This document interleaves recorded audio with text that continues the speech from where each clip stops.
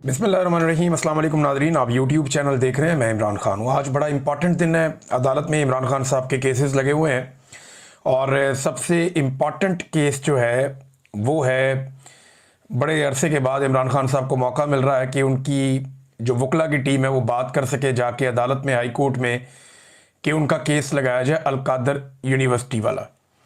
देखें, ये वो वाहिद केस है जिसमें इमरान खान साहब को इस वक्त सज़ा हुई है। इसी केस में इस वक्त वो जेल में बंद है। अगर ये वाले केस में उनकी बेल हो जाती है या सज़ा मुअत्तल हो जाती है तो इमरान खान साहब बाहर आ जाएंगे फौरी तौर पे। उनके वकला ये दावा करते हैं इमरान खान साहब के केस में कोई जान नहीं है, हमें मौका मिलेगा अदालत में, हम केस उड़ा के रख देंगे। अब हुआ ये है कि 26 जून के बाद से लेकर अब तक इसके बाद समाअत ही नहीं हुई। पाकिस्तान तहरीक इंसाफ ने ये जल्द समाअत के लिए ये केस मुकर्रर किया जाए, एक मुतफर्रिक दरख्वास्त दायर की हुई थी अदालत में। यानी केस अभी नहीं चलना, अभी ये बात चलनी है कि क्या ये केस जल्दी सुना जाए या ना सुना जाए। अब इमरान खान साहब की पार्टी ने या उनके वकला ने ये दरख्वास्त दी हुई है। अब 3 महीने के बाद ये दरख्वास्त सुनी जा रही है कि ये केस जल्दी सुनना या नहीं सुनना। इस मामले के ऊपर आज अदालत फैसला करेगी या समाअत करेगी इस मामले के ऊपर कि जल्दी समाअत करनी है या नहीं करनी। अब उसके बाद फिर समाअत होगी। तहरीक इंसाफ के वकला ये दावा करते हैं इमरान खान के कि जब भी इसकी समाअत होगी इमरान खान साहब बाहर आ जाएंगे।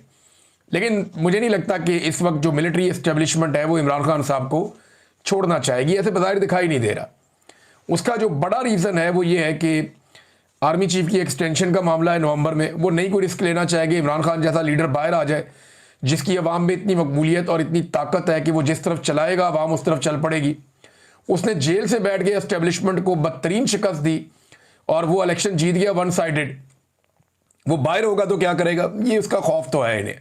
तो अब वो कोशिश करेंगे कि इमरान खान को पहले तोशाखाना 2 में सजा दिलवाएं, फिर बाद में ये वाला केस जो है वो वहां पे चले और लगे इस्लामाबाद हाई कोर्ट में। बहरहाल पाकिस्तान तहरीक इंसाफ ने कहा कि तमाम लोग जो हैं पाकिस्तान तहरीक इंसाफ के वो पहुंचे अदालत में, इमरान खान साहब का केस लगा हुआ है और आकर इसके अंदर शिरकत करें। तो इमरान खान साहब ने जो स्टेटमेंट दिया अपनी बहन के जरिए से, अलीमा खानम के जरिए से, जब अदालत में केस चल रहा था तो वहां इमरान खान साहब ने कहा कि 1971 में जब सकूत ढाका का अफसोसनाक सानिया पेश आया तब भी एक डिक्टेटर याया खान मुल्क पर मार्शल लॉ लगा के करता धरता बना हुआ था। सानिया मशरकी पाकिस्तान के बाद हमूदुर रहमान कमीशन बना जिसने बताया कि याया खान ने अपने ज़ाती मफाद और अपने नाजायज़ इक़्तिदार को 10 साल तक तूल देने के लिए ऐसे फैसले किए जिससे पाकिस्तान 2 टुकड़े हो गया। हमूदुर रहमान कमीशन रिपोर्ट आला अदलिया समेत आर्मी, नेवी और एयरफोर्स के नुमाइंदों की तहकीकात के बाद बनाई गई। इन तहकीकात के दौरान सैकड़ों लोगों के बयानात रिकॉर्ड करवाए गए और 4 साल इस साने की वजूहात पर तहकीकात की गई। हमूदुर रहमान कमीशन के मुताबिक एक शख्स की हवस और अना ने जुल्म और जबर का वो बाब रकम किया जिसके बाद मुल्क हमेशा के लिए टूट गया। सबसे गलत फैसला शेख मुजीबुर रहमान की मकबूल तरीन जमात अवामी लीग को दबाने का था। जिस पार्टी ने 162 में से 160 नशिस्तें जीती उसे दीवार से लगा दिया गया और मुजीबुर रहमान को जेल में डालकर मगरबी पाकिस्तान में अपनी नशिस्तें बढ़ाकर दिखाई गईं। 24 मार्च 1971 को मुजीबुर रहमान के साथ मुज़ाकरात शुरू किए गए मगर उसी रात बंगालियों के खिलाफ ऑपरेशन लॉन्च कर दिया गया जिसमें सरकारी आदादोशुमार के मुताबिक 50,000 अफराद का खून बहा, जबकि असल तादाद इससे कहीं ज़्यादा है। आज पाकिस्तान में वही हालात बना दिए गए हैं जो 1971 में थे। आसिम मुनीर ने 9 मई का फॉल्स फ्लैग ऑपरेशन मुल्क की मकबूल तरीन पार्टी तहरीक इंसाफ को कुचलने के लिए करवाया। सीधा सीधा इमरान खान साहब ने कह दिया कि 9 मई आसिम मुनीर ने करवाया था।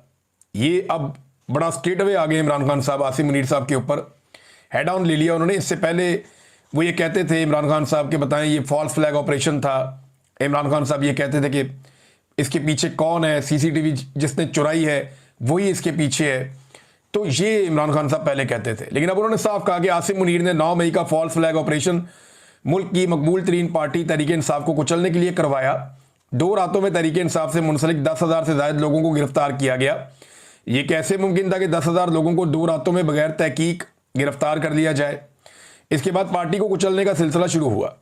मुल्क की सबसे बड़ी जमात की तमाम सियासी सरगर्मियों पर पाबंदी लगा दी गई। कोई तहरीक इंसाफ का परचम उठाता तो उसे उठा लिया जाता।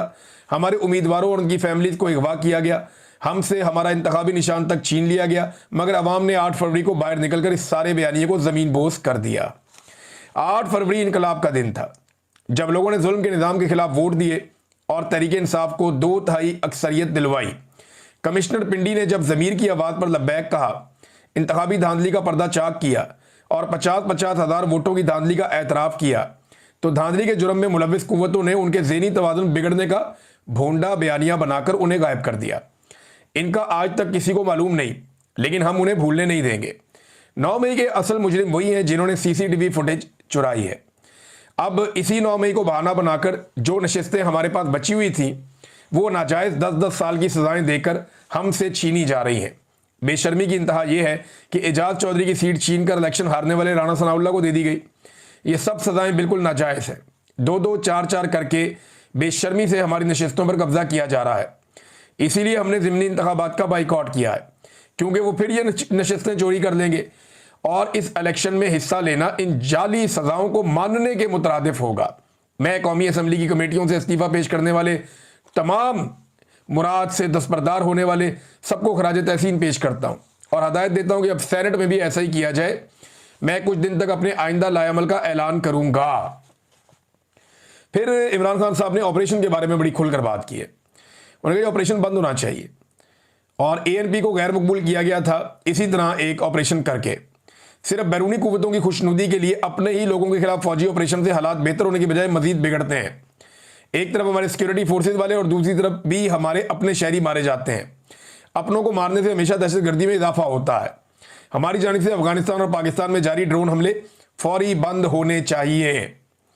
फिर उन्होंने कहा तमाम सूबाई और कौमी असम्बली के मेंबरान को मैं हदायत करता हूँ कि सूबे में अमन के लिए अपने और अपने ही लोगों के खिलाफ ऑपरेशन और ड्रोन हमलों को रोकने के लिए मिलकर बैठे और मुज़ाहमत करें।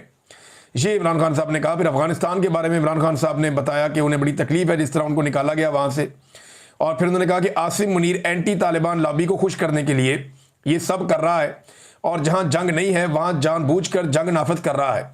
ये इक़दामात फौरी तौर पर रुकने चाहिए वरना हालात मजीद बिगड़ेंगे, ये साबिक वज़ीर आज़म कह रहे हैं।